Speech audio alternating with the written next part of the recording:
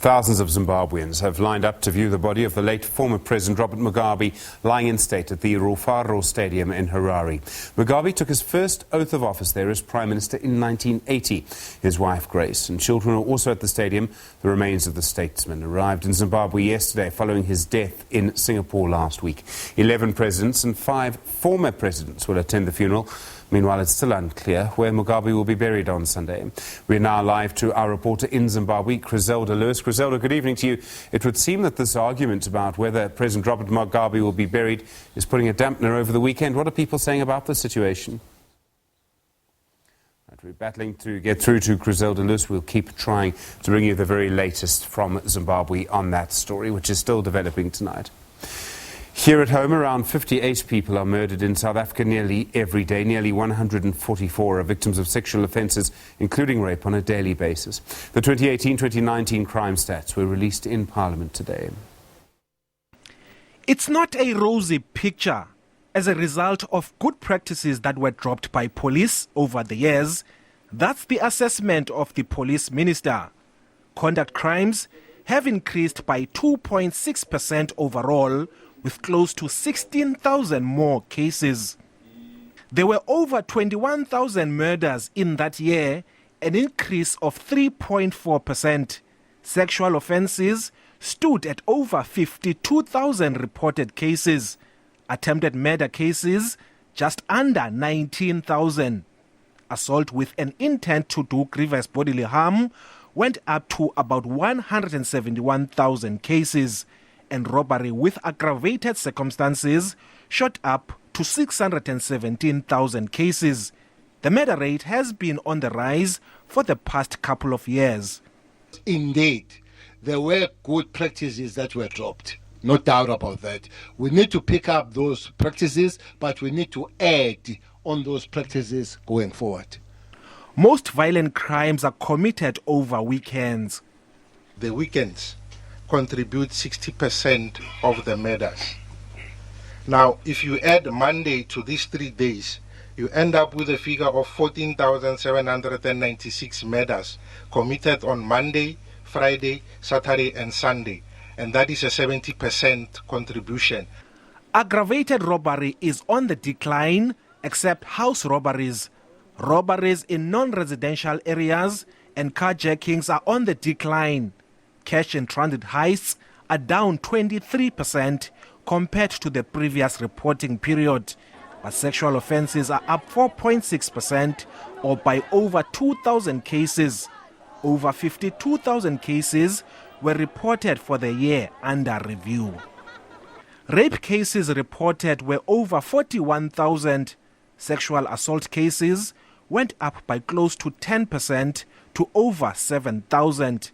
Attempted sexual offences as well as conduct sexual offences are also on the rise. Some experts believe sexual offences are underreported. And we need to act against offenders. We need to create a criminal justice system that people feel they can turn to when they've been violated or attacked, so that rather than keeping it to themselves.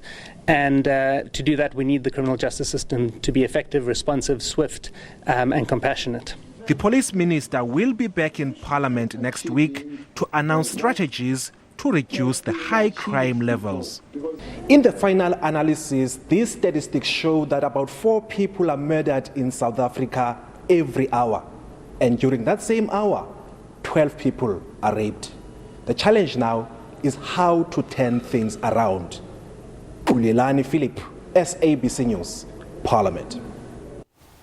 Right, let's go back now to Zimbabwe. Our reporter there, Griselda Lewis. Griselda, good evening to you. Is it possible to know how many people have actually been to see former President Robert Mugabe lying in state at the Rufaro Stadium?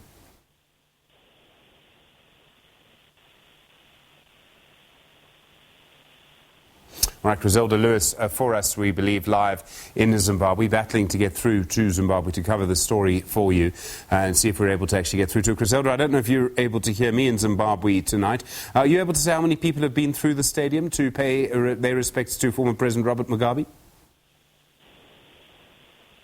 Right, we're battling, I'm afraid, on there. Right, so to get through to Griselda Lewis, we'll continue with the other stories happening here and abroad through the evening for you. The South African Catholic Bishops' Conference Justice and Peace Commission has expressed its outrage at the current spate of intentional killings of women and children. The Commission says over the last few weeks the country's witnessed unparalleled incidents of mindless and callous killings of innocent women and girls. The latest of these, of course, was the killing of the UCT student Uyinene Mkhwetyana and the boxing champion Lechandre Yichels. Father Masilo Selemela is the rector at the St John Vianney Seminary. He joins us now in our studios in Pretoria. Father Selemela, good evening to you. What do you believe we need to do as a nation to stop these attacks on women and girls? Good evening, and good evening to the listeners of the SACBC. As the South African Catholic Bishops' Conference, the bishops and indeed all the Christian community, the Catholic community in Southern Africa, we want to add our voice to the many voices, that condemn any form of violence against women and children and any vulnerable person to that effect. Our bishops have issued statements condemning the violence, the xenophobia attacks, but also the rape and abuse of children and the vulnerable. So nothing really justifies this form of violence against women and children, and we condemn it in the strongest possible terms, and we pray also that the police and the justice system will also bring measures expediently to deal with this sort of crimes. There are deep-seated reasons as to why this happens. Researchers use the phrase toxic masculinity. Other people talk about the economy. What do you believe is responsible for this? South Africa is in a situation of dire economic strength. Many people are suffering. There are not jobs. There is a lot of people who are unemployed, mainly youth. So the economic conditions as well somehow create a situation where people have to fight constantly for the limited resources. And therefore some of our people particularly can be feeling, that they are not being cared for, in a proper way, and begin to take the law into their own hands. But as a church, we are saying we condemn all forms of violence, and there is absolutely no justification for violence. And what we need to do in the question of the abuse of women and children, we just need to educate our men in society to respect the dignity of women and to promote this dignity, and also to educate against any form of violence, whatever nature it is. It needs to be condemned in the strongest possible terms. We are human beings, not animals, and therefore even our school environments in themselves need to become places where human life, human rights and dignity is respected. And our own children need to grow up being educated and helped to understand that violence is not the name, and that women do not exist for the gratification of men, and women have equal dignity. Her rights, they must be respected and given the full space to exist with us in human being. We have no rights to their bodies, as our bishops have advised, and that we need to respect them and to fight against any culture of abuse of vulnerable women and children. And the church constantly tries also to put into place a lot of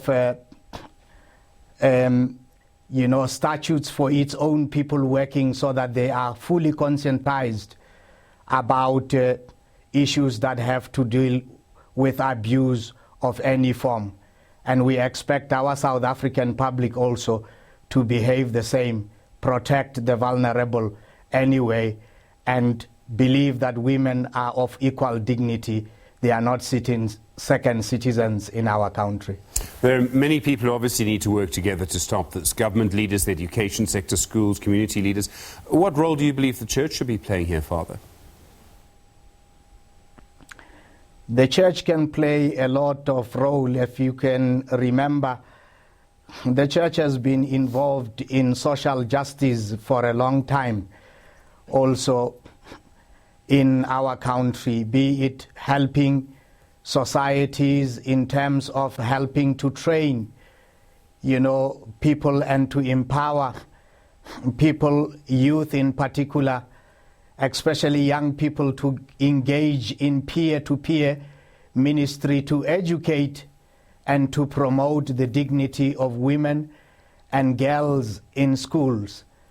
But above all that, we can join hands with government as well, identifying, areas where this abuse has taken place, beginning to make serious measures to address it, but to make sure that also in the curriculum of schools and other major institutions, there is somehow education that is focused towards addressing issues that have to do with the vulnerability, of women and children, but also to emphasize also through the media that we have to conscientize our own society, either even through sports, through church organizations and other societal organizations, to constantly report abuse of any form and violence of any form,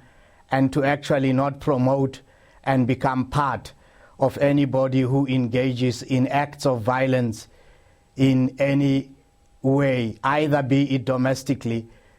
The church needs also to strengthen family and also educate those in family life also to respect it from there. Because if the family is strong, it is the cell of society. It can help actually to transform many areas of our public life. I am aware that, the family is an institution that is battling itself in many ways and under attack in many forms.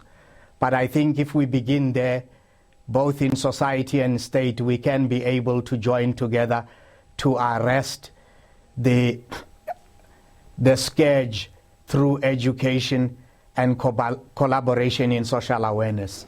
Father Masilo Selemela, thank you very much indeed, the rector at the St John Vianney Seminary.